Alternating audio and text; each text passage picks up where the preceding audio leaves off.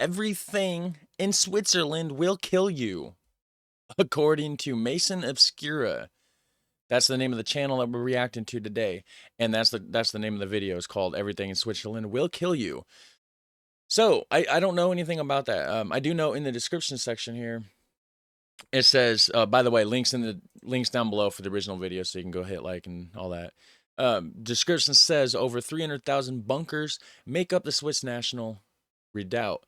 It is a countrywide defensive network designed to stop any army that decides to invade the Swiss dead in their tracks. Literally, since 1880, the neutrality of Switzerland has been reinforced by its ability to destroy anyone who may infringe upon their borders, something that prevented Adolf Hitler himself from attempting to take over the country. So, we're going to check it out. Everything in Switzerland will kill you. Australia may have a reputation for having a lot of natural elements that could really only be described as hostile nightmare fuel. But Switzerland is one giant bespoke ambush just waiting for an invader. Everywhere you go in this country, in particular the area around the Alps, has hidden features that are purposely designed to make an invading army's life absolutely miserable. There are houses, barns, and bunkers that hide artillery and machine gun positions. Inside those defenses are highly trained men and women. Outside those defenses are also highly trained civilians, as every man has compulsory military service training, and women serve voluntarily. Wow. Mountain tunnels, bridges, and roads are literally rigged to explode into ruins. Entering into a valley is essentially just becoming a target of the unseen guns hidden in the rock faces, and sometimes even in the rocks themselves. What? That's crazy. So they're ready to go. Bridges already rigged with explosives. There's these things that basically, from a distance, if you're not paying attention, just looks like any other rock. You know, of course, you look closer and you can tell that it's obviously not just any rock, but, you know, yeah, very interesting. So, I did cut my dreads off, in case you were wondering. Didn't want to start the video out that way. It's not what the video's about, but yeah, it sucks. I messed up my hair, and then I'm getting, like, you know, receding hairline, and, you know, getting old sucks, but it's whatever. It's too short. I'm going to grow it out. I got to buy a hat. It'll be all good. Let's watch the video.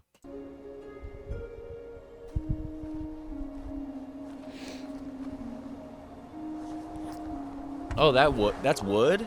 I thought that was metal. It literally looked like a metal box.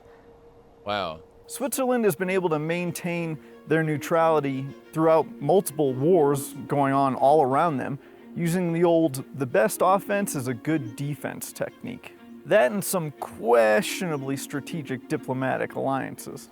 But we're going to focus on the first part.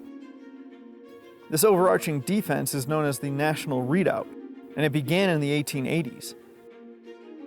As an American and as a veteran, it's easy to see the advantages that a place like America has defensively. The world's two largest oceans on either side, and two friendly countries to the north and south. Which, by the way, you see this impression down the middle? That used to be an ocean waterway, real, back in the ancient times. Right through there. That's why it's so flat. Fun fact. Tons of natural resources. It is ideal for keeping your enemies at a distance. And if they get a little too close, we always...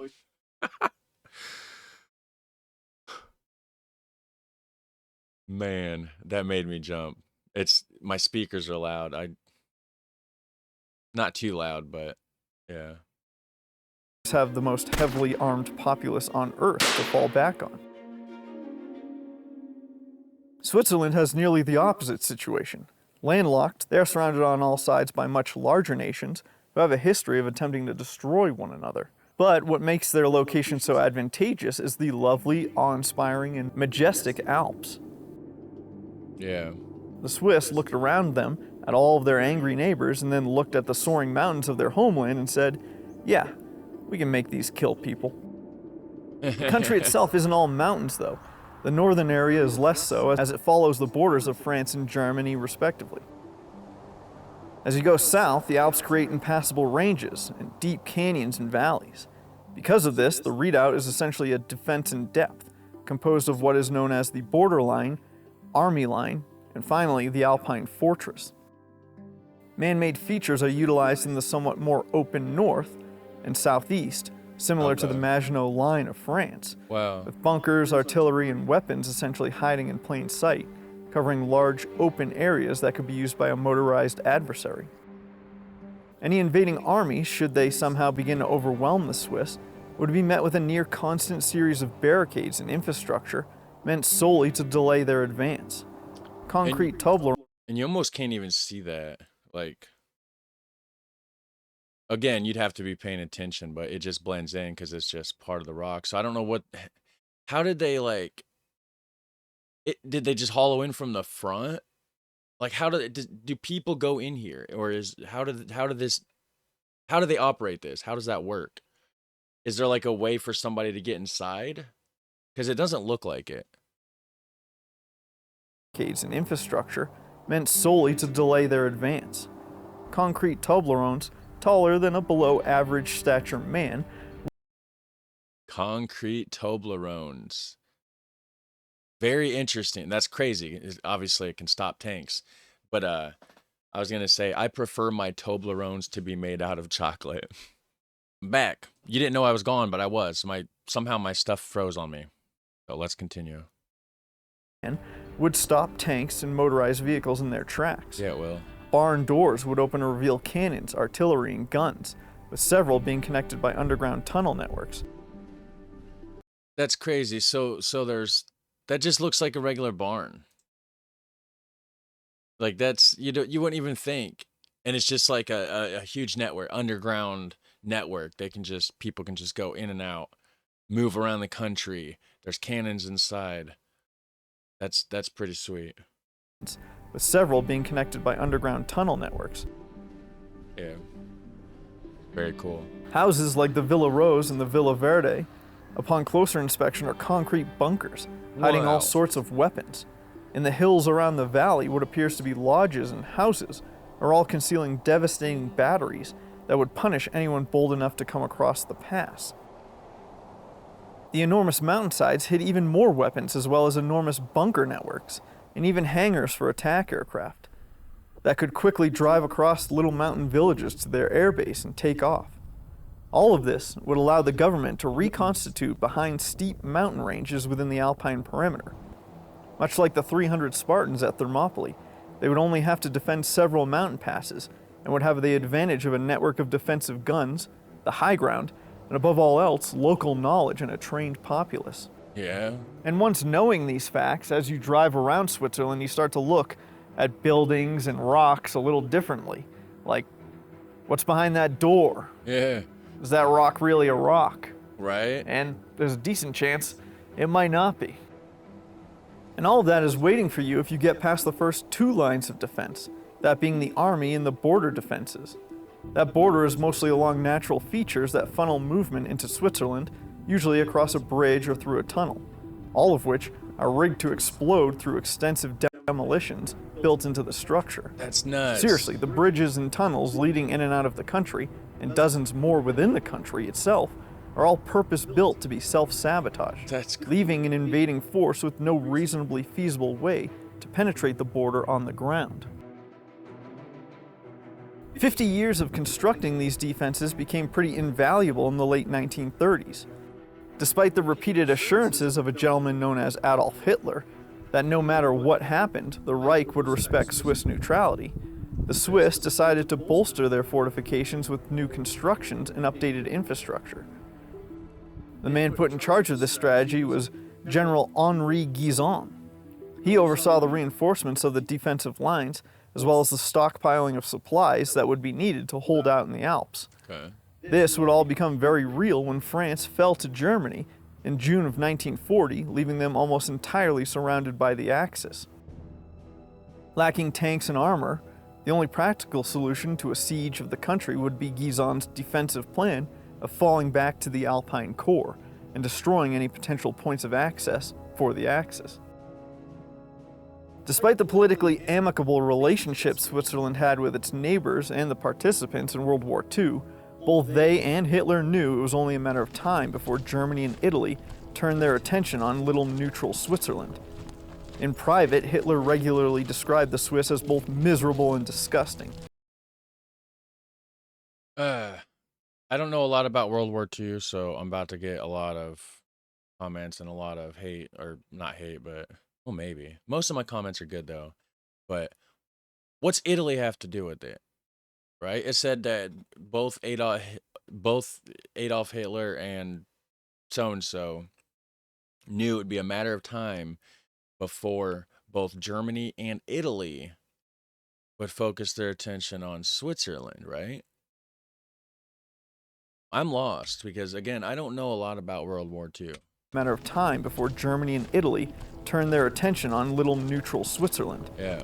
In private, Hitler regularly described the Swiss as both miserable and disgusting. They were the complete inverse of his personally designed brand of fascism. Well, it doesn't surprise me. Hitler was a terrible person.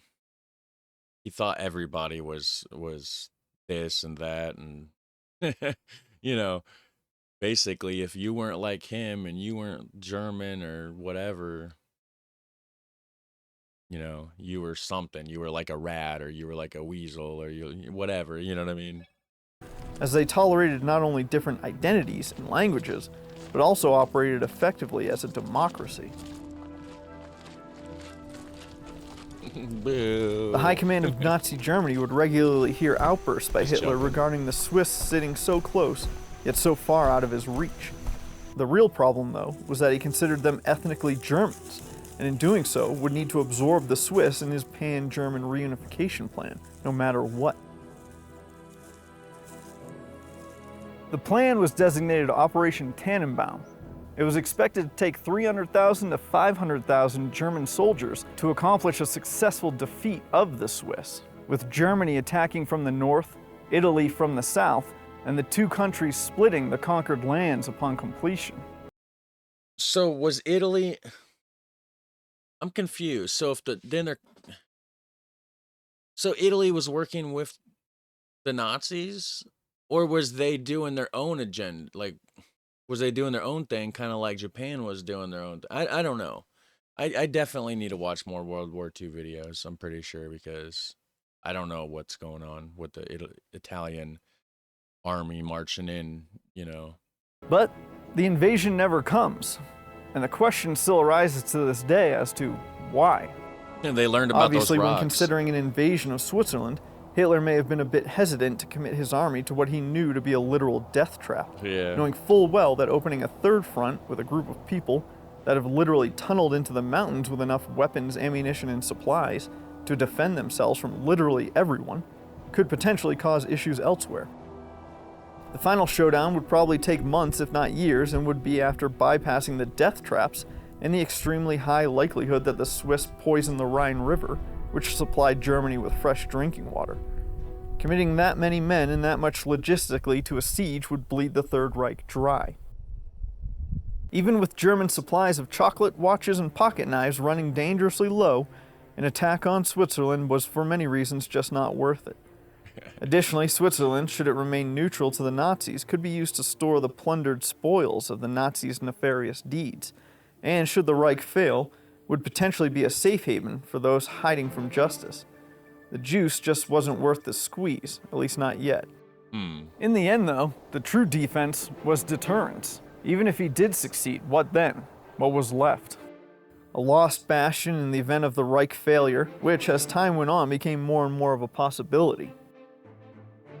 No, despite his lack of patience regarding the Swiss, Hitler would have to wait for peace to be assured with the Allies before he could consider the total pan-German unification with the last piece of his puzzle, Switzerland. As we all know, that peace would come only with his defeat. Hitler probably made the right choice not to invade. The exploding bridges and tunnels, as well as the Alps, were only two of the three defensive lines waiting for him. The third, the army itself, is capable of mobilizing literally millions of trained citizens, which is exactly what they did as more and more countries fell to the Axis powers. Yeah, that's crazy. So, yeah, everybody in Switzerland, man at least, is basically army trained, military trained. And then it said, like, what, with many female volunteers or something. That's crazy. So yeah, they're in a pretty good position of defending their country, I think. Even today, able-bodied men are still mandated to train, shoot, and be ready. Yeah, Once see? complete with training, they even have the option of taking their rifle home with them, which many elect to do. There's more than one gun for every 4 residents of Switzerland, which puts them in about the top 10% in the world as far as per capita gun ownership. Wow. Take it.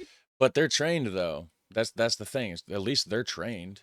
Here in America, any idiot can just go to the store and get a gun, and you know, if you can't get a gun because of your criminal history, then you just go to another criminal and get a gun illegally, because there's, so it's like people just, and it's just terrible. Bunch of untrained people, and then you have all the gun violence and stuff.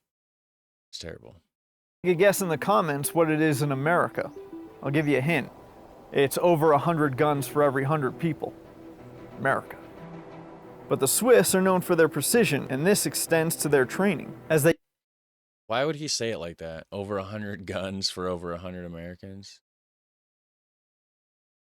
That would be the same thing as saying more than one gun for one American. 100 and 100 is the same as 1 and 1, right? Am I missing something here? They even have a shooting range that goes across an active highway, and a field full of cows. No one bats an eye at this because literally every man is trained to shoot. Yeah. And discipline is the expectation, not the exception. I've seen this, and literally where you shoot from, there's a giant cement wall, and then so yeah, it goes across the highway to the bulletin board, or to the target, but there's a cement wall there. So if you miss and you're shooting a little low, it wouldn't. There's absolutely no chance it would hit anybody as long as you're shooting from where you're supposed to be shooting. I seen a video about this place. It's pretty sweet. Commuters cruise along completely unaware that the bullets are literally flying over their head. Yeah. And even if they knew, they'd probably honestly be fine with it. That's the cement wall that I was right there, see? And you have to lay down and shoot. So you're laying down on your belly to shoot. And then you shoot over the wall, which again is very safe. It's very thick wall. Flying over their head. And even if they knew, they'd probably honestly be fine with it. In the post-World War II world, the National Redoubt didn't go anywhere. Though they are now surrounded by NATO countries, those under the influence of the Soviet Union and the Warsaw Pact alliance still left a threat that required attention. As nuclear war became an increasingly larger threat, the Swiss expertise in tunneling and bunker building further reinforced the country's ability to defend itself, this time from the air.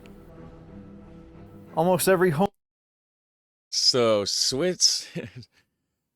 Switzerland is like, the country is like its cheese, okay?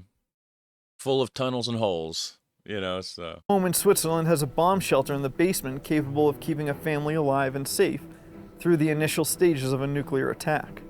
Furthermore, many of the defensive tunnels built into the mountainsides have been expanded to include areas that can be used as hospitals, barracks, kitchens, and warehouses. Nice. In 1978, a mandate was enacted that there would be enough fallout shelters to protect the entire population of the country, something that was adhered to, leaving hundreds of thousands of bunkers across the nation. Fortress Switzerland is still very much intact, as is their neutrality. For how long, though? The Swiss may have hundreds of thousands of bunkers here, but in Utah, the Mormons have one as well, and inside it is your information. Check out this video here where I'll explain why they have all the major details of your life filed away. Thanks for watching. Thanks to my Patreon subscribers. The Mormons have all my records hidden away in a mountain in Utah? My goodness. I don't care. So, everything in Switzerland will kill you. Not really everything, but like the mountains. Maybe don't go trucking around in the mountains in the wrong spot. But I don't know, like, are there people really there ready to shoot people? That's just out hiking, though. I doubt it, right? Maybe if you're an invading army, don't try to invade Italy. Or Switzerland. Wow, why did I say Italy? Anyways, you guys have a super fun, awesome day. Hit like, hit subscribe, and I'll see you in the next one. Take care. Bye.